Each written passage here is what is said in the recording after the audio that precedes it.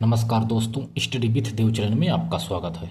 दोस्तों, पिछली वीडियो हम अधिकरण देख रहे थे। इस वीडियो में देखते हैं स्थानीय सरकार यानी स्थानीय स्वशासन किसे कहते हैं, इसके महत्व, शासन आदि विभिन्न प्रकार के अधिनियम भी हैं। तो स्थानीय सरकार क्या है यानी स्थानीय स्वशासन, इसको देखते हैं ये क्या है। यानी स्थानीय सरकार यानी शासन की ऐसी व्यवस्था जिसमें निचले स्तर पर लोगों की भागीदारी होती है। यानी शासन की ऐसी व्यवस्था है जिसमें निचले स्तर पर लोगों की भागीदारी होती है, इसे स्थानीय सरकार कहते हैं। जैसे तृणमूल लोकतंत्र यानी सहभागिता मूलक लोकतंत्र की स्थापना, इसमें निचले स्तर के लोगों की भागीदारी होती है। वैदिक काल में ऋग्वेद में सभा, समिति, विदथ आदि मिलती थी। थोड़ा इनका इतिहास देख लेते हैं। वैदिक काल में ऋग्वेद में सभा, समिति, विदथ आदि मिलती थी। इसके बाद मौर्य काल आया। मौर्य काल और मौर्योत्तर काल में गांव का मुखिया वृद्धजनों की सहायता से प्रशासन करता था। इसके बाद गुप्त काल आया। गुप्त काल में नगर में एक विषयपति होता है, वो शासन करता है। गांव में ग्रामपति होता है, वो शासन करता है। गुप्त काल के बाद आता है सल्तनत काल। सल्तनत काल में जो भी प्रशासन होता है, यह मुकुद्दम एक पद होता है, मुकुद्दम पद, वह शासन करता है। वह कर का संग्रह करता है, कर संग्रह कर पटवारी करता है। विवादों, जो कोई भी विवाद होता है तो विवादों का निपटारा चौधरी करता है। सल्तनत काल में प्रशासन मुकद्दम पद है। तीन तरह से कर का संग्रह पटवारी करता है, विवादों का निपटारा चौधरी करता है। इसके बाद सल्तनत काल के बाद आता है मुगल काल। मुगल काल में स्थानीय पंचायतें बनी जो कमजोर थी। इसके बाद ब्रिटिश शासनकाल आया। ब्रिटिश शासनकाल में 1800 ब्रिटिश शासनकाल आया तो 1857 की क्रांति के बाद 1857 की क्रांति आती है। इसी के बाद ही 1864 ईस्वी में सरकार का सरकार का एक प्रस्ताव आता है, सरकारिया प्रस्ताव। इसी से ही स्थानीय स्वशासन को मान्यता मिलती है। जो सरकारिया प्रस्ताव आता है, सरकार का एक प्रस्ताव आता है 1864 ईस्वी में, इसमें स्थानीय स्वशासन को मान्यता मिल जाती है। 1864 के बाद 1870 आते आते लॉर्ड मेयो ने एक प्रस्ताव लाया कि स्थानीय निकायों को शक्तियां दी जाएं। इन्होंने कहा जो भी स्थानीय निकाय हैं इनको शक्तियां दे दी जाएं। लॉर्ड मेयो ने ऐसा प्रस्ताव लाया। इसके बाद 1870 के बाद 1882 आते आते लॉर्ड रिपन ने प्रस्ताव पारित किया। जब लॉर्ड रिपन आया तो इन्होंने प्रस्ताव पारित किया और स्थानीय निकायों को शक्तिशाली बनाया। जिला स्तर पर जिला बोर्ड बनाया, तालुका स्तर पर तालुका बनाया। स्थानीय स्वशासन का मैग्ना कार्टा कहा गया। इस प्रस्ताव को जो लॉर्ड रिपन द्वारा लाया गया था, इस प्रस्ताव को स्थानीय निकायों के संबंधित में, तो स्थानीय स्वशासन का इसे मैग्ना कार्टा कहा गया। इनके काल को लॉर्ड रिपन यानी इन्हें आधुनिक भारत में स्थानीय स्वशासन का जनक कहा जाता है। यानी स्थानीय स्वशासन का जनक कौन है तो लॉर्ड रिपन है। इसके बाद 1907 ईस्वी में एक शाही आयोग आता है। हाफ्स हाउस के नेतृत्व में, एक हाफ्स हाउस महोदय हैं, इनके नेतृत्व में शाही आयोग आता है। यानी राजकीय विकेंद्रीकरण आयोग। जो हाफ्स हाउस के नेतृत्व में जो एक शाही आयोग आता है, राजकीय विकेंद्रीकरण आयोग, शाही आयोग ने स्थानीय निकायों के विकास की बात कही 1907 ईस्वी में कि स्थानीय निकायों का विकास किया जाए। इसके बाद 1919 का जो भारत शासन अधिनियम आता है, मॉन्टेग्यू चेम्सफोर्ड सुधार, इसमें प्रांत में द्वैध शासन लगाया गया। यानी प्रांतीय विषय यानी संरक्षित विषय में जैसे गवर्नर और उनका परिषद होता था संरक्षित विषय में। इसके बाद हस्तांतरित विषय होते जिसमें गवर्नर और भारतीय मंत्री होते थे। हस्तांतरित विषय में स्थानीय स्वशासन आदि को रखा गया था। स्थानीय स्वशासन को हस्तांतरित विषय के अंतर्गत रखा गया था। इसको दिमाग में नोट कर लेंगे दोस्तों कि यदि पूछा जाए किस विषय में रखा गया था स्थानीय स्वशासन को यानी स्थानीय सरकार को, तो हस्तांतरित विषय के अंतर्गत इनको रखा गया 1919 में भारत शासन अधिनियम यानी मॉन्टेगू चेम्सफोर्ड सुधार के शासनकाल के दौरान। इसके बाद 1935 का अधिनियम आता है। 1935 के अधिनियम में प्रांतीय स्वायत्तता दी गई तथा स्थानीय स्वशासन को राज्य सूची में रख दिया गया, यानी स्थानीय स्वशासन को राज्य सूची में रखा गया, इनको प्रांतीय स्वायत्तता दी गई 1935 ईस्वी में, 1935 के अधिनियम में। इसके बाद संविधान का निर्माण होता है। गांधीवादी समर्थक श्रीमन नारायण अग्रवाल चाहते थे कि स्थानीय स्वशासन को संवैधानिक दर्जा दिया जाए। जो गांधीवादी समर्थक हैं उन्होंने स्थानीय स्वशासन को संवैधानिक दर्जा दिया जाए ऐसा चाहते थे, उसमें मुख्य रूप से श्रीमन नारायण अग्रवाल। इसके बाद कुछ अम्बेडकरवादी समर्थक थे। ये क्या चाहते थे? ये चाहते थे कि स्थानीय स्वशासन संवैधानिक दर्जा ना दिया जाए बल्कि इनको मान्यता दिया जाए, लेकिन संवैधानिक दर्जा ना दिया जाए। अम्बेडकरवादी यानी गांधीवादी लोग चाहते हैं कि स्थानीय स्वशासन को संवैधानिक दर्जा मिले तथा अम्बेडकरवादी सोचते थे कि ना मिले। अब देखते हैं कि स्थानीय स्वशासन को मूल संविधान में संवैधानिक दर्जा नहीं दिया गया, यानी स्थानीय स्वशासन को मूल संविधान में संवैधानिक दर्जा नहीं दिया गया। इसके बाद आर्टिकल 40 क्या कहता है? राज्य के नीति निर्देशक तत्व में इनको रखा गया कि इनको राज्य के नीति निर्देशक तत्व में रखा जाए। तो राज्य पंचायतों का संगठन करे, उन्हें शक्तियां दे ताकि वे शासन की इकाई बने। इस प्रकार से ये मूल संविधान में इनको संवैधानिक दर्जा नहीं मिला था, इनको नीति निर्देशक तत्व के रूप में रख दिया गया। आइए देखते जो पंचायती राज है इसको संवैधानिक दर्जा कैसे मिला था। पंडित जवाहरलाल नेहरू ने सामुदायिक विकास कार्यक्रम 1952 में शुरू किया। पंडित जवाहरलाल नेहरू ने सामुदायिक विकास कार्यक्रम 1952 ईस्वी में शुरू किया। पंडित जवाहरलाल नेहरू ने राष्ट्रीय विस्तार सेवा 1952 में शुरू किया।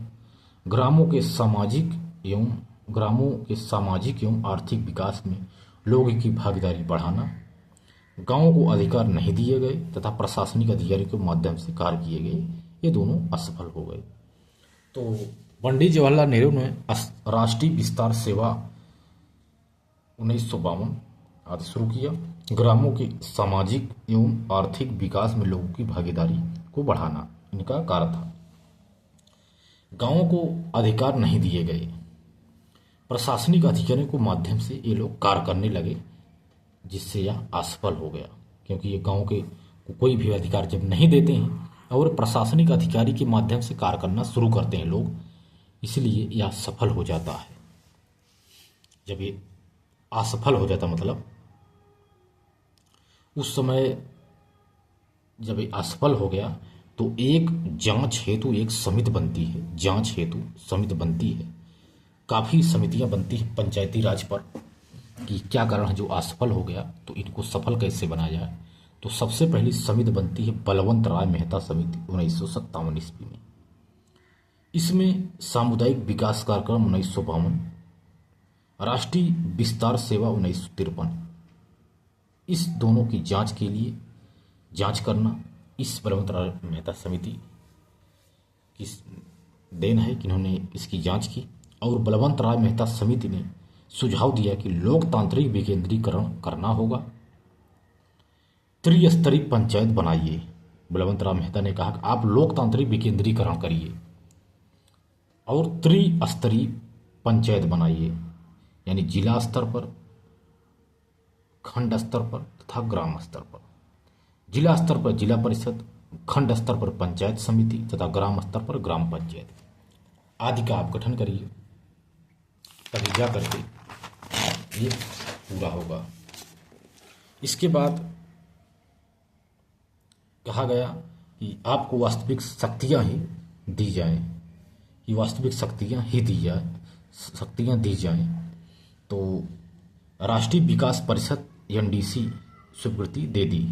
राष्ट्रीय विकास परिषद की स्वीकृति दे दी इन्होंने। इसके बाद फिर 1958 में आंध्र प्रदेश में प्रायोगिक रूप से इसे लागू कर दिया गया। जो पंचायती राज है, इन्होंने कहा कि इसको 3 स्तर से करिए बलवंतराव मेहता समिति ने। तो यह राष्ट्रीय विकास परिषद आदि ने इसकी स्वीकृति दे दी। उसके बाद 1958 ईस्वी में आंध्र प्रदेश में प्रायोगिक रूप से इसे लागू कर दिया गया प्रयोग के रूप में।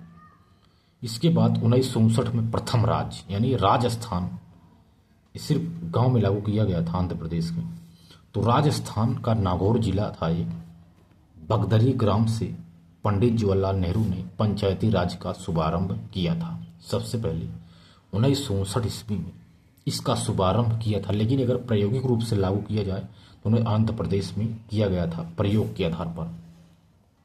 लेकिन इसे शुभारंभ इसका नागौर जिला है राजस्थान का, बगदरी ग्राम से ही पंडित जवाहरलाल नेहरू ने पंचायती राज का शुभारंभ किया था।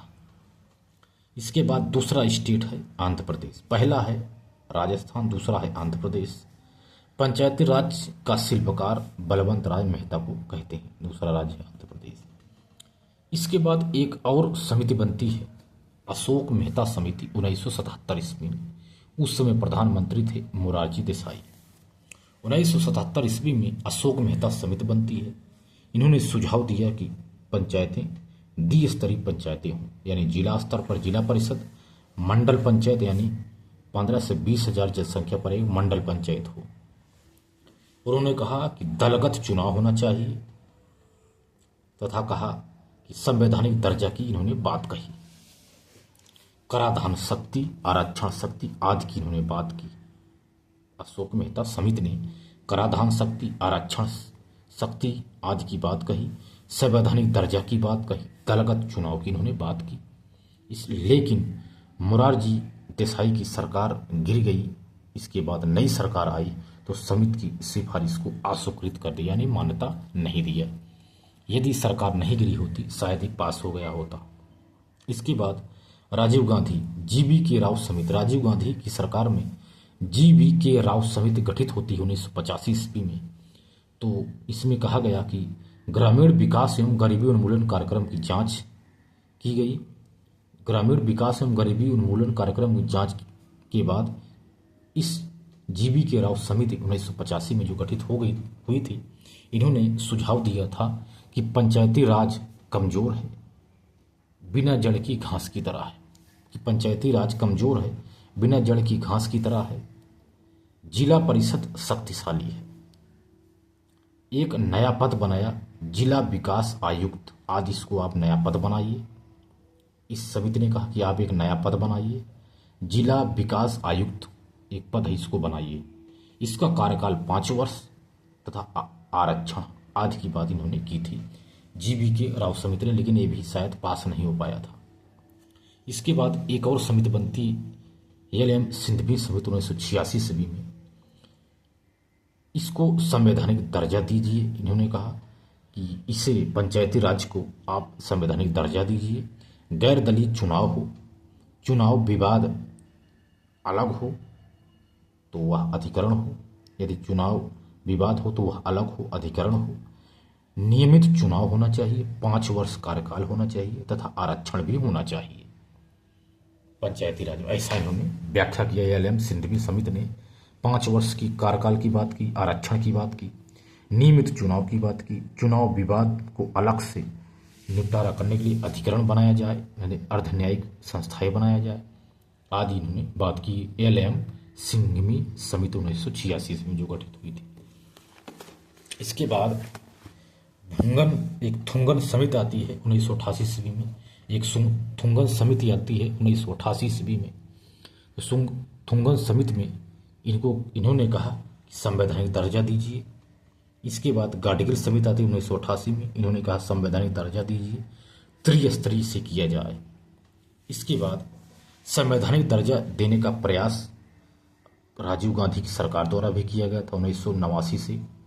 64वें संविधान संशोधन के द्वारा पंचायती राज व्यवस्था को तथा 65वां संविधान संशोधन द्वारा नगर प्रशासन को लोकसभा में पारित करके तथा राज्यसभा में जब गए तो यह पारित नहीं हो पाया। इसलिए यह विफल हो गया। तो राजीव गांधी की सरकार ने भी संवैधानिक दर्जा देने का प्रयास किया था। और किसने प्रयास किया था, यानी संवैधानिक दर्जा देने का प्रयास राजीव गांधी की सरकार द्वारा किया गया तथा बीपी सिंह की सरकार द्वारा भी किया गया था। 1990 में मुख्यमंत्री का सम्मेलन कराया गया, फिर भी यह पास नहीं हो पाया। इसके बाद नरसिंह राव सरकार आई 1992 ईस्वी में। इन्होंने स्थानीय स्वशासन को संवैधानिक दर्जा मिला। इस समय जो नरसिंहा राव समिति बनी तो स्थानीय स्वशासन को संवैधानिक दर्जा मिला। इस समय पंचायती राज को 73वां संविधान संशोधन 1952 के अंतर्गत किया गया और नगर स्वशासन को 74वां संविधान संशोधन द्वारा इसे किया गया। इस प्रकार से फाइनली पूर्ण रूप से पंचायती राज को संवैधानिक दर्जा मिल ही गया यह नरसिंहा राव की सरकार में।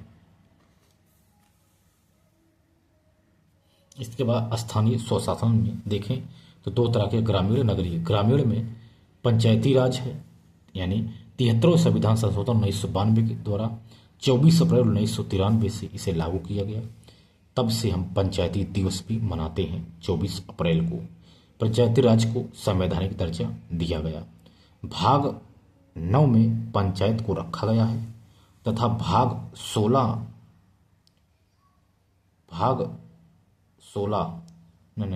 भाग में 16 अनुच्छेद रखे गए। इस भाग में 9 में 16 अनुच्छेद रखे गए और आर्टिकल 243 से 243 यानी वो तक इसको रखा गया।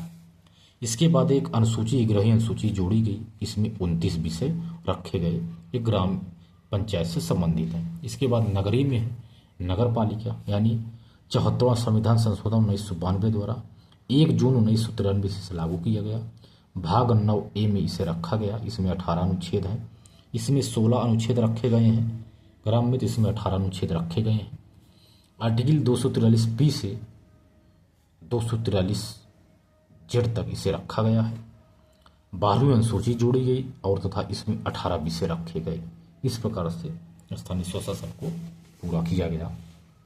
तो अगली वीडियो से हम यही जो 73वां संविधान संशोधन है, पंचायती राज प्रणाली है 73वां 74वां, ये सब डिटेल से देखेंगे दोस्तों। तो दोस्त मिलते हैं और बेहतरीन क्लास में, तब तक के लिए धन्यवाद।